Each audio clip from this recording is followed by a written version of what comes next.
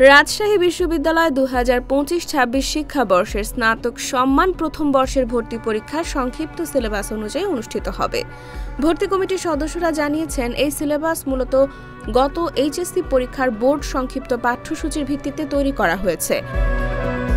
বিজ্ঞপ্তি অনুযায়ী ভর্তি পরীক্ষা 16 জানুয়ারি সি ইউনিট বিজ্ঞান দিয়ে শুরু হবে, 17 জানুয়ারি এ ইউনিট মানবিক এবং 24 জানুয়ারি বি ইউনিট বাণিজ্য।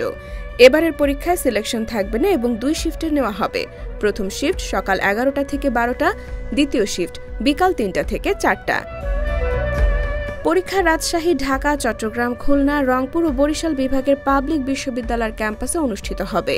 আবেদন যোগ্যতার শর্তে মানবিক ও বাণিজ্য শাখার শিক্ষার্থীদের ন্যূনতম জিপিএ 3, মোট 7 এবং বিজ্ঞান শাখার শিক্ষার্থীদের ন্যূনতম জিপিএ 3.50, মোট 8 থাকতে হবে।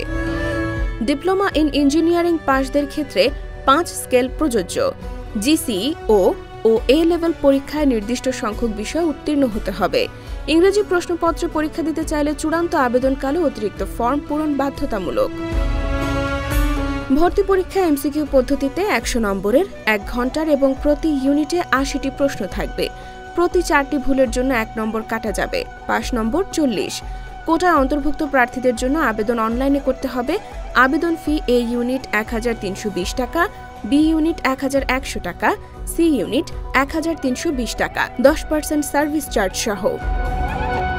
বিস্তারিত তথ্য বিশ্ববিদ্যালয়ের ওয়েবসাইট www.admission.ru.ac.bd ও সংবাদপত্রে পাওয়া যাবে।